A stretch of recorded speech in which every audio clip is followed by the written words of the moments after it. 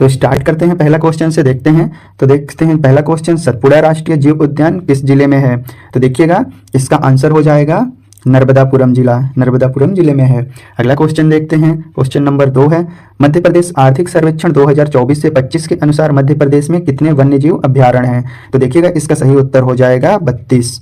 इसका कितना सही उत्तर हो जाएगा? 32। तो अगला क्वेश्चन देखते हैं, क्वेश्चन नंबर 3 है, देखिएगा मध्य प्रदेश का राजकीय पशु है?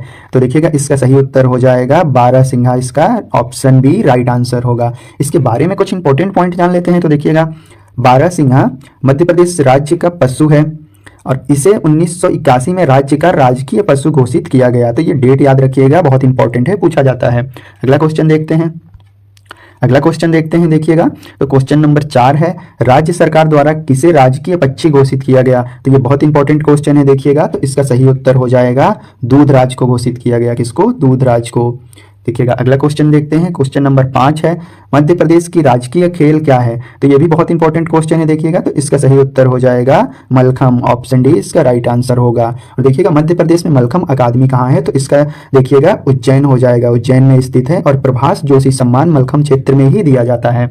अगला क्वेश्चन देखते हैं, क्वेश्चन नंबर 6 है, मध्य प्रदेश की राजकीय फसल कौन सी है? तो यहाँ पे बात की जा रही है राजकीय फसल की। तो इसका सही उत्तर हो जाएगा सोयाबीन। ऑप्शन ए इसका राइट आंसर होगा। और मध्य प्रदेश में सोयाबीन की प्रसाद, प्रतिकार, समृद्धि, अलंकार व अहिल्या आदि किस्मों की बुआई की जाती है। और मालवा मध्य प्रदेश का प्रमुख सोयाबीन उत्पादक क्षेत्र है। कौन? तो मालवा हो जाएगा। अगला क्वेश्चन देखते हैं, क्वेश्चन नंबर 7 है, मध्य प्रदेश का राजकीय फल कौन सा है? तो यहाँ पे बात की जा रही है राजकीय फल की। तो देखिएगा इसका सही उत्तर हो जाएगा आम। आम है राजकीय फल। और मध्य प्रदेश में आम अनुसंधान केंद्र रीवा जिले में गोविंदगढ़ में स्थित है। और देखिएगा रीवा जिले की सुंदरजा आम प्रजाति को मार्च 2023 में जीआई टैग प्रदान किया गया था। कितने में? तो याद रखिएगा मार्च 2023 में जीआई टैग प्रदान किया गया था। अगला क्वेश्चन देखते हैं, क्वेश्चन नंबर 8 है, मध्य प्रदेश में देखिएगा मध्य प्रदेश में गान सुख का दाता सबका साथी के रचनाकार कौन है? तो इसका सही आंसर हो जाएगा, देखिएगा महेश श्रीवास्तव। इसका ऑप्शन ए राइट आंसर होगा। और इनके संगीतकार सुनील झा व आदेश श्रीवास्तव हैं। और मध्य प्रदेश गान के गायक शांतनु मुखर्जी हैं।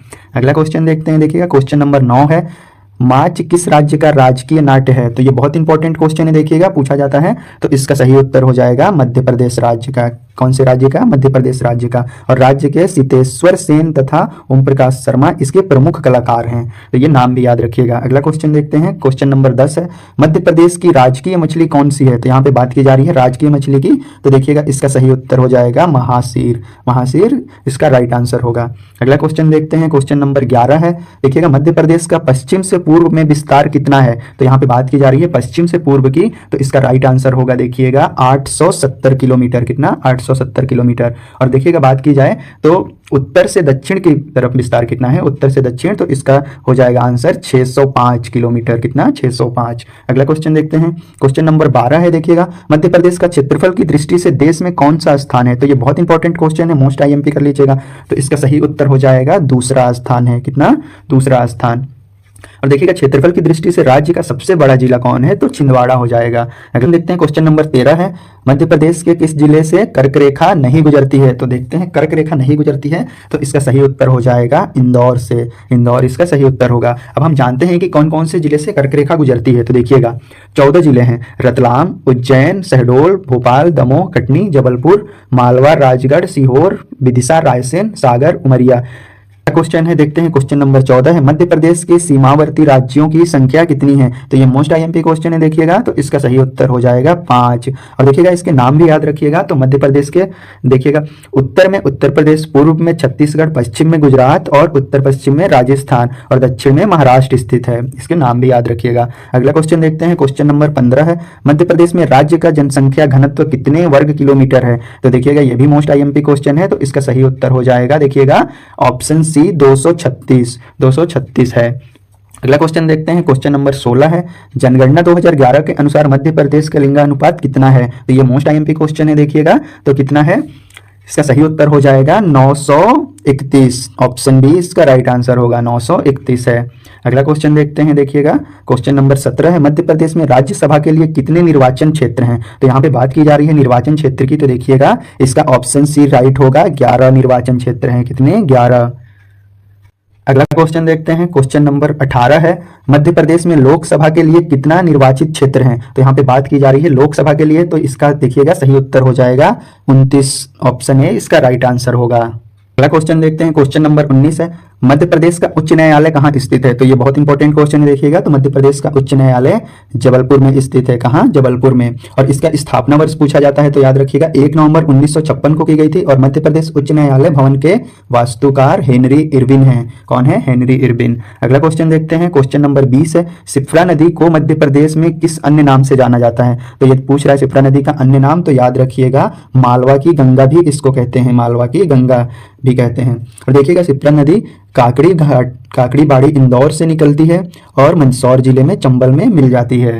अगला क्वेश्चन देखते हैं, क्वेश्चन नंबर 20 देखिएगा ये रिपीट हो गया है। अगला क्वेश्चन देखते हैं, क्वेश्चन नंबर 21, मध्य प्रदेश की किस नदी को द्रौपदी द्वारा श्रापित उपनाम से जाना जाता है? तो ये मोस्ट आईएमपी क्वेश्चन है, देखिएगा। तो इसका सही उत्तर हो जाएगा चंबल नदी को। किस नदी को? चंबल नदी को। और चंबल नदी को द्रौपदी द्वारा श्रापित उपनाम से जाना जाता है। चंबल नदी यमुना की सहायक नदी है और राणा प्रताप सागर बांध चंबल नदी पर ही बनाया गया है। तो कौन सा बांध है? राणा प्रताप सागर बांध। अगला क्वेश्चन देखते हैं, देखिए क्वेश्चन नंबर 22 है, माही नदी को अन्य किस नाम से जाना जाता है? तो यहाँ पे बात की जा रही है माही नदी की, तो देखिएगा इसका राइट आंसर होगा काठल की गंगा, काठल की गंगा के नाम से जाना जाता है।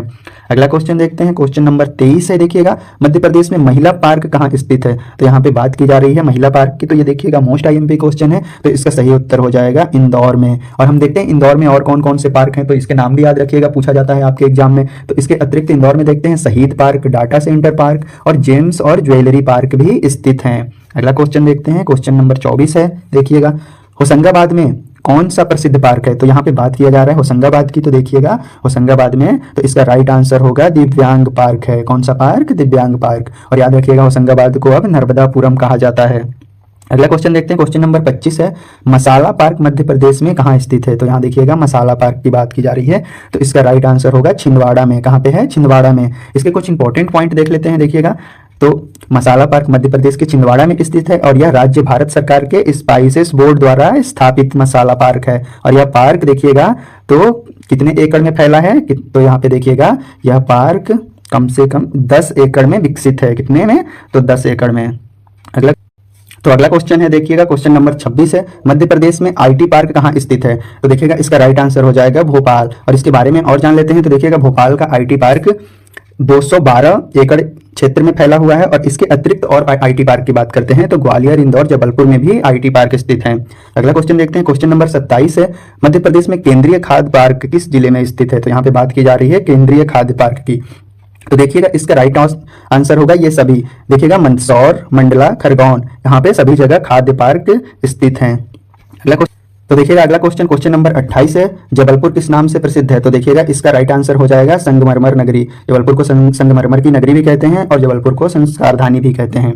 ठीक है, अगला क्वेश्चन देखते हैं, क्वेश्चन नंबर 29 देखिएगा कि रानी दुर्गावती विश्वविद्यालय की स्थापना कब की गई थी? तो ये मोस्ट आईएमपी क्वेश्चन है, देखिएगा इसको आईएमपी कर लीजिएगा। तो इसका सही उत्तर हो जाएगा 1956 में की गई थी, 1956 में की गई थी। और इसकी स्थापना देखिएगा 1956 में जबलपुर में की गई थी। कहाँ पे? तो जबलपुर में। अगला क्वेश्चन देखते हैं, क्वेश्चन नंबर 30 है, देखिएगा जीवाजी विश्वविद्यालय कहाँ है? तो यहाँ पे बात की जा रही है जीवाजी विश्वविद्यालय की, तो इसका सही उत्तर हो जाएगा ग्वालियर में है। कहाँ पे? ग्वालियर में है। अगला क्वेश्चन है, क्वेश्चन नंबर 31 देखिएगा मध्य प्रदेश के पुराने विधानसभा भवन का नाम क्या है? तो ये बहुत इंपॉर्टेंट क्वेश्चन है, देखिएगा। तो इसका सही उत्तर हो जाएगा मिंटो हॉल, मिंटो हॉल है। ठीक है, अगला क्वेश्चन देखते हैं, क्वेश्चन नंबर 32 है, मध्य प्रदेश के राज्य योजना आयोग के कार्यालय का नाम क्या है? तो यहाँ पे बात की जा रही है योजना आयोग के कार्यालय की, तो देखिएगा इसका राइट आंसर होगा विंध्याचल भवन। इसका राइट आंसर होगा विंध्याचल भवन, ऑप्शन बी इसका राइट आंसर होगा। क्वेश्चन देखते हैं, देखिएगा क्वेश्चन नंबर 33 है, देखिएगा निम्नलिखित में से मध्य प्रदेश का कौन सा स्थान पूर्व पाषाण काल से संबंधित है? तो यहाँ पे बात की जा रही है कौन सा स्थान पूर्व पाषाण काल से संबंधित है, तो देखिएगा इसका सही उत्तर हो जाएगा ये सभी संबंधित है। तो देखिए खंडवा, सीधी, मंदसौर, ये स्थान पूर्ण पाषाण काल से संबंधित है। इसके कुछ इंपॉर्टेंट तथ्य देख लेते हैं जो एग्जाम में पूछे जाते हैं। तो देखिएगा मंदसौर और नाहरगढ़ से पूर्व पाषाण काल और औजार प्राप्त हुए हैं। और अगला क्वेश्चन देखते हैं, देखिएगा क्वेश्चन नंबर 34 है, मध्य प्रदेश में नवपाषाण काल की मानव निर्मित बस्तियों के साक्ष्य कहाँ से प्राप्त हुए हैं? तो यहाँ पे बात की जा रही है मानव निर्मित बस्तियों की, तो देखिएगा ये कहाँ पे प्राप्त हुए हैं? तो इसका सही उत्तर हो जाएगा ये सभी जगह, यानी देखिएगा भेड़ा घाट, तिलवारा घाट, भेंटाघाट यहाँ पे प्राप्त हुए हैं। इसके भी कुछ इंपॉर्टेंट तथ्य देख लीजिएगा। तो देखिएगा नवपाषाण काल का आरंभ मध्य प्रदेश में लगभग 7000 ईसा पूर्व में हुआ था और इस काल में अनेक खाजेदार क्रोड व लघु पाषाण उपकरण भोपाल में स्थित हैं। और 35 से देखिएगा कि महाजनपद युग में उज्जैन किस जनपद की राजधानी थी। तो बात की जा रही है महाजनपद युग की। तो देखिएगा इसका सही उत्तर हो जाएगा अवंती। किसकी राजधानी थी? अवंती की। अगला क्वेश्चन देखते हैं, क्वेश्चन नंबर 36 है। देखिएगा बघेलखंड का प्राचीन नाम क्या है। तो यहाँ पे बात की जा रही है देखिएगा बघेलखंड की। तो बघेलखंड का प्राचीन नाम हो जाएगा कारूस। क्या है? कारूस। इसका ऑप्शन ए राइट आंसर होगा। देखिएगा अगला क्वेश्चन देखते हैं, क्वेश्चन नंबर 37 है। ओमकारेश्वर का प्राचीन नाम क्या है? यहाँ पे पूछ रहा है ओमकारेश्वर का। तो देखिएगा इसका राइट आंसर हो जाएगा मधाता है। ठीक है, क्वेश्चन देखते हैं, क्वेश्चन नंबर 38 है। देखिएगा विश्व प्रसिद्ध पर्यटन स्थल सांची का प्राचीन नाम क्या है। तो यहाँ पे बात की जा रही है सांची की। तो देखिएगा इसका सही उत्तर हो जाएगा काकड़ाया। क्या हो जाएगा? काकड़ाया। अगला क्वेश्चन देखते हैं, क्वेश्चन नंबर 39 है। देखिएगा सम्राट अशोक की पत्नी का जन्म कहाँ हुआ था। तो देखिएगा ये भी मोस्ट आईएमपी क्वेश्चन है। सम्राट अशोक की पत्नी का जन्म पूछा जा रहा है। तो इसका राइट आंसर होगा देखिएगा विदिशा। कहाँ हुआ था? विदिशा में। इनके बारे में कुछ इंपॉर्टेंट पॉइंट देख लेते हैं। तो विदिशा को प्राचीन काल में बेसनगर के नाम से जाना जाता था। किस नाम से? बेसनगर के नाम से। अगला क्वेश्चन देखते हैं। देखिएगा क्वेश्चन नंबर 40 है। सांची स्तूप का निर्माण किसने करवाया। तो देखिएगा इसका राइट आंसर होगा सम्राट अशोक ने करवाया। सम्राट अशोक ने करवाया और इसे वर्ष 1989 में यूनेस्को ने विश्व विरासत सूची में सम्मिलित किया था और सांची के स्तूप की खोज 1818 ईस्वी में जनरल टेलर द्वारा की गई थी और यहाँ से प्राप्त हुए थे, जिसमें से एक बड़ा और 2 छोटे थे। अगला क्वेश्चन देखते हैं। देखिएगा क्वेश्चन नंबर 41 से। देखिएगा मौर्यकालीन सतधारा स्तूप कहाँ स्थित है। तो ये मोस्ट आईएमपी क्वेश्चन है। देखिएगा तो इसका सही उत्तर हो जाएगा रायसेन जिले में स्थित है। कहाँ पे? रायसेन जिले में। अगला क्वेश्चन देखते हैं दोस्तों। अगला क्वेश्चन क्या है? क्वेश्चन नंबर देखिएगा 42 है। निम्नलिखित में से किस सातवाहन वंश की स्थापना की थी। तो देखिएगा इसका राइट आंसर हो जाएगा सीमुख की। किसकी? सीमुख की। अगला क्वेश्चन देखते हैं, क्वेश्चन नंबर 43 है। देखिएगा गौतमी पुत्र सातकर्णी एक शासक थे। तो ये मोस्ट आईएमपी क्वेश्चन है। देखिएगा तो इसका सही उत्तर हो जाएगा सातवाहन। क्या हो जाएगा इसका सही उत्तर? सातवाहन। अगला क्वेश्चन देखते हैं 44 क्वेश्चन नंबर। प्रसिद्ध कवि राजशेखर किसके दरबार में रहते थे। तो यहाँ पे प्रसिद्ध कवि राजशेखर की बात की जा रही है। तो देखिएगा ये किसके दरबार में रहते थे। तो इसका ऑप्शन बी राइट होगा महेंद्र पाल प्रथम के दरबार में। क्वेश्चन देखते हैं, क्वेश्चन नंबर 45 से। देखिएगा 64 योगिनी मंदिर का निर्माण किसके द्वारा करवाया गया था। तो यहाँ पे बात की जा रही है 64 योगिनी मंदिर की। तो देखिएगा इसका सही उत्तर हो जाएगा युवराज देव प्रथम के द्वारा करवाया गया था और ये याद रखिएगा ये जबलपुर में स्थित है और इसमें 81 मूर्तियों के रखने के लिए खंड बने हैं और 64 योगिनी वृत्ताकार मंदिर के भीतर गौरी शंकर का भी मंदिर स्थित है। याद रखिएगा। अगला क्वेश्चन है। देखिएगा क्वेश्चन नंबर 46 है। देखिएगा किस कलचुरी वंश को उज्जैनी भुजंग भी कहा जाता है। तो देखिएगा ये मोस्ट आईएमपी क्वेश्चन है। तो इसका राइट आंसर हो जाएगा देखिएगा केयूर वर्ष। इसका राइट आंसर हो जाएगा। ठीक है, अगला क्वेश्चन देखते हैं। देखिएगा क्वेश्चन नंबर 47 है। देखिएगा चंदेल राजवंश के संस्थापक कौन थे। तो ये मोस्ट आईएमपी क्वेश्चन है, कर लीजिएगा इसको आईएमपी। तो इसका सही उत्तर हो जाएगा नन्नूक थे। कौन? नन्नूक। तो देखिएगा अगला क्वेश्चन, क्वेश्चन नंबर 48 है। देखिएगा चंदेल की पहली राजधानी थी। तो यहाँ पे बात की जा रही है चंदेल की पहली राजधानी की। तो इसका सही उत्तर हो जाएगा देखिएगा खजुराहो थी। ऑप्शन सी इसका राइट आंसर होगा, खजुराहो थी। अगला क्वेश्चन देखते हैं। देखिएगा तो खजुराहो शासकों की राजधानी थी। तो यहाँ पे बात की जा रही है खजुराहो शासकों की राजधानी की। तो देखिएगा इसका सही उत्तर हो जाएगा चंदेल। इसका सही उत्तर चंदेल हो जाएगा। अगला क्वेश्चन देखते हैं, क्वेश्चन नंबर 50 है। देखिएगा खजुराहो के प्रसिद्ध विष्णु मंदिर का निर्माण किसने करवाया। तो ये बहुत इंपॉर्टेंट क्वेश्चन है। देखिएगा विष्णु मंदिर का निर्माण किसने करवाया। तो इसका सही उत्तर हो जाएगा यशोवर्धन ने करवाया। किसने करवाया? यशोवर्धन ने करवाया। और इस मंदिर को चतुर्थ मंदिर भी कहा जाता है और खजुराहो में स्थापित विष्णु की मूर्ति यशोवर्धन को प्रतिहार के शासक देवपाल से प्राप्त हुई थी। ये भी याद रखिएगा। किससे? देवपाल से। अगला क्वेश्चन देखिएगा क्वेश्चन नंबर 51 है। देखिएगा निम्नलिखित राजवंशों में से कौन सा देखिएगा मध्य प्रदेश से संबंधित है। तो यहाँ पे देखते हैं कौन सा संबंधित है। तो इसका सही उत्तर हो जाएगा देखिएगा प्रतिहार वंश। कौन सा? प्रतिहार वंश संबंधित है। और देखिएगा इसके कुछ इंपॉर्टेंट पॉइंट। तो राजस्थान से दक्षिण पश्चिम में गुर्जरात्रा प्रदेश में प्रतिहार राजवंश की स्थापना हुई थी और ये अपनी उत्पत्ति लक्ष्मण से मानते हैं। अगला क्वेश्चन देखते हैं। देखिएगा क्वेश्चन नंबर 52 है। राजा भोज एक थे। तो देखिएगा क्या थे। तो इसके देखिएगा सही उत्तर देखते हैं परमार राजा थे। क्या थे? राजा राजा भोज एक परमार राजा थे और इस वंश के शासकों ने 9वीं व 10वीं शताब्दी में मध्य प्रदेश के मालवा क्षेत्र में शासन किया था। मालवा क्षेत्र में शासन किया था। अगला क्वेश्चन देखते हैं, क्वेश्चन नंबर 53 है। देखिएगा, निम्नलिखित में से कौन सी परमारों की राजधानी थी? तो यहाँ पे बात की जा रही है परमारों की राजधानी की। तो देखिएगा यहाँ इसका सही उत्तर हो जाएगा धार था। कौन था? धार। और परमार वंश का शासक मुख्य रूप से मध्य प्रदेश के मालवा क्षेत्र में था और इस वंश की राजधानी शुरुआत में उज्जैन थी। फिर राजा भोज ने अपनी राजधानी उज्जैन से धार में स्थानांतरित की थी और सिंधुराज, भोजराज, नरवर्धन और महकल देव इस वंश के प्रमुख शासक थे।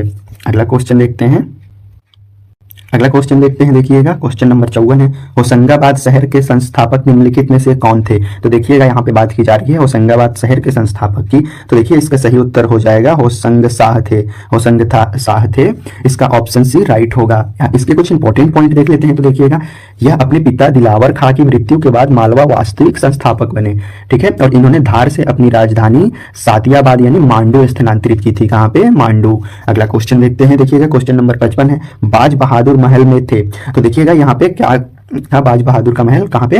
तो इसका सही उत्तर हो जाएगा मांडू। इसका सही उत्तर मांडू होगा। और देखिएगा, जिन्होंने 1556 में, सन याद रखिएगा, 1556 से देखिएगा 1561, कब तक? 1561 तक शासन किया था और उन्होंने राग गुर्जरी, भूकल्याण रागिनी, तोड़ी राग और बाजी खानी ख्वाल रागों की रचना की थी। ठीक है, अगला क्वेश्चन देखते हैं। देखिएगा, क्वेश्चन नंबर 56, निम्नलिखित में से किस राग की रचना बाज बहादुर द्वारा की गई थी? तो देखिएगा, ये मोस्ट आईएमपी क्वेश्चन है, उनका राग पूछता है। तो यहाँ पे इसका आंसर हो जाएगा ये सभी, यानी राग गुर्जरी, भूकल्याण और रागिनी तीनों राग की रचना की थी। अगला क्वेश्चन है। देखिएगा, क्वेश्चन नंबर 57 है। मांडू का शासक बाज बहादुर किस शासक के समकालीन था? तो देखिएगा, इसका सही उत्तर हो जाएगा अकबर के समकालीन थे। अकबर के समकालीन थे। क्वेश्चन देखते हैं। देखिएगा, क्वेश्चन नंबर 58 है।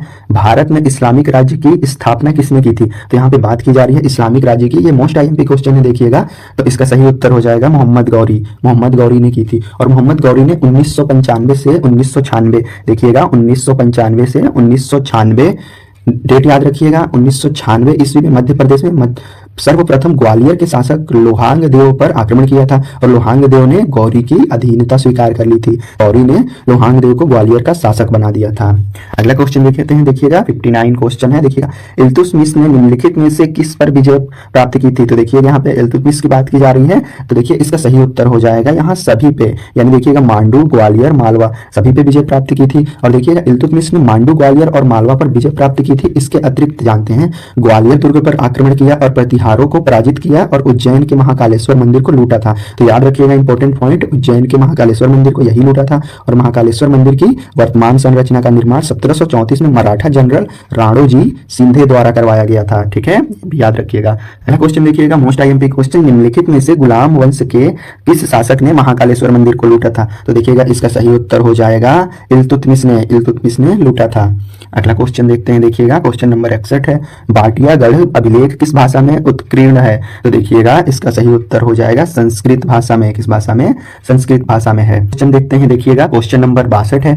मध्य प्रदेश में कांग्रेस प्रांतीय अधिवेशन का आयोजन किस जिले में हुआ था? तो यहाँ पे बात की जा रही है कांग्रेस प्रांतीय अधिवेशन का। तो देखिएगा, इसका सही उत्तर हो जाएगा जबलपुर जिले में हुआ था। कहाँ पे? जबलपुर जिले में। और इसका डेट पूछता है तो याद रखिएगा, यह आयोजन वर्ष 1906 में हुआ था। कब हुआ था? 1906 में हुआ था। और इस अधिवेशन में पंडित रविशंकर शुक्ल और डॉक्टर राघवेंद्र तथा हरि सिंह गौर सक्रिय नेता थे, ये भी याद रखिएगा। अगला क्वेश्चन देखते हैं। क्वेश्चन नंबर 63 है। देखिएगा, मध्य प्रदेश में खिलाफत आंदोलन का नेतृत्व किसने किया था? तो यहाँ पे बात की जा रही है खिलाफत आंदोलन की।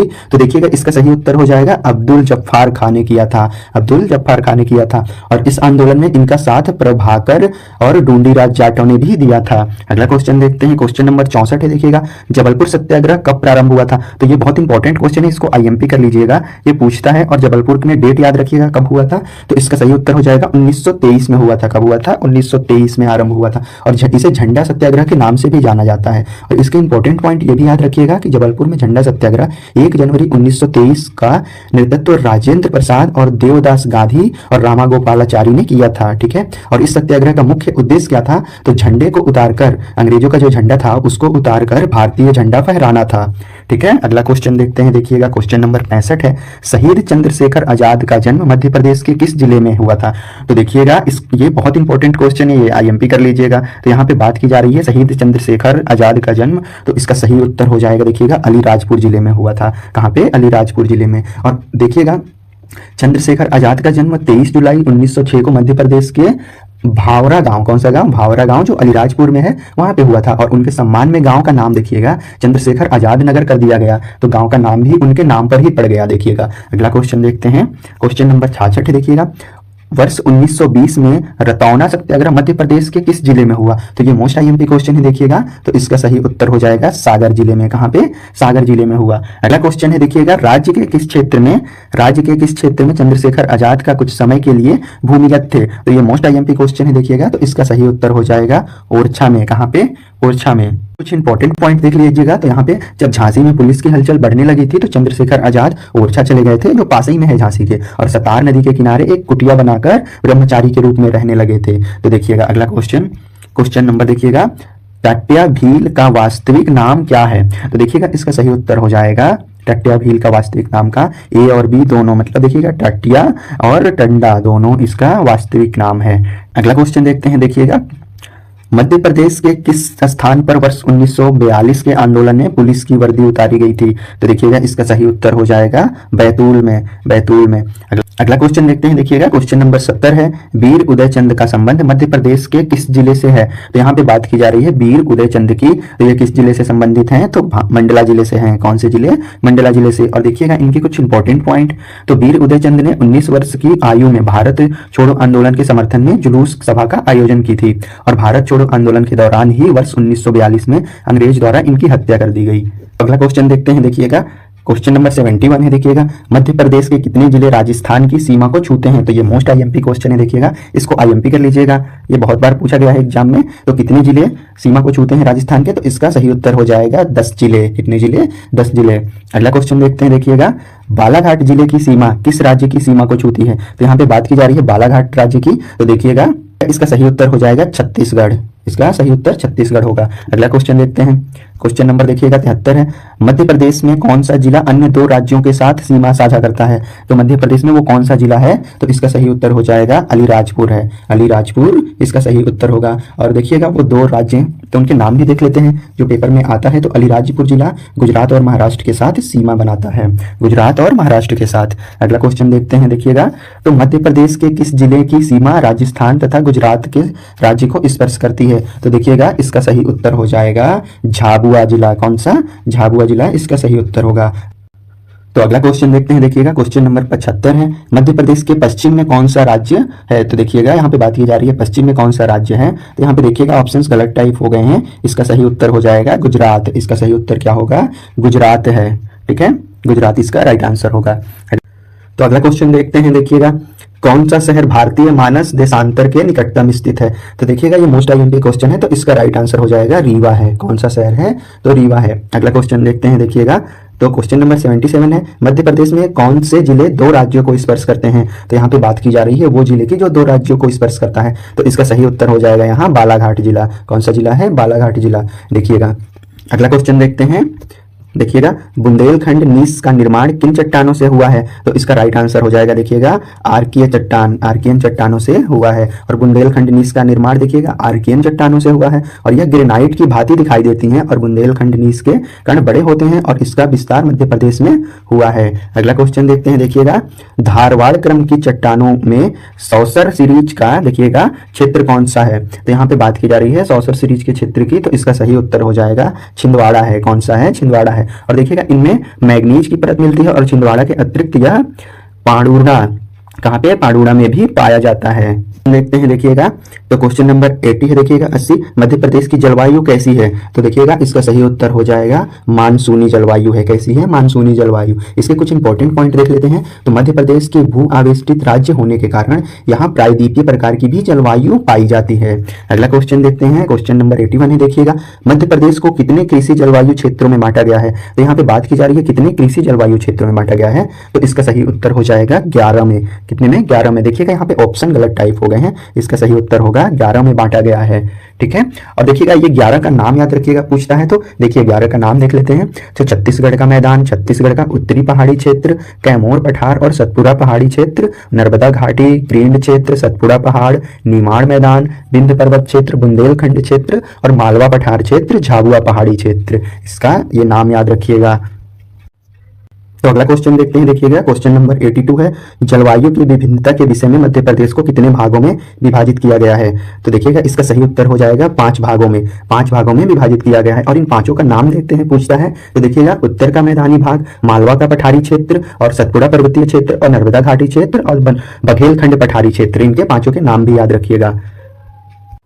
अगला क्वेश्चन देखते हैं, देखिएगा तो क्वेश्चन नंबर 83 है, देखिएगा लाल पीली मिट्टी में मृदा का पीला रंग किसके कारण होता है? तो यहाँ पे बात की जा रही है लाल पीली मिट्टी में मृदा का पीला रंग किसके कारण होता है? तो इसका सही उत्तर हो जाएगा देखिएगा फेरिस ऑक्साइड के कारण, फेरिस ऑक्साइड के कारण होता है। और इसके कुछ इंपॉर्टेंट पॉइंट देख लीजिएगा। तो लाल पीली मृदा का पीला रंग फेरिस ऑक्साइड की जल के साथ अभिक्रिया के कारण होता है, जबकि लाल रंग लोहे के ऑक्सीकरण के कारण होता है।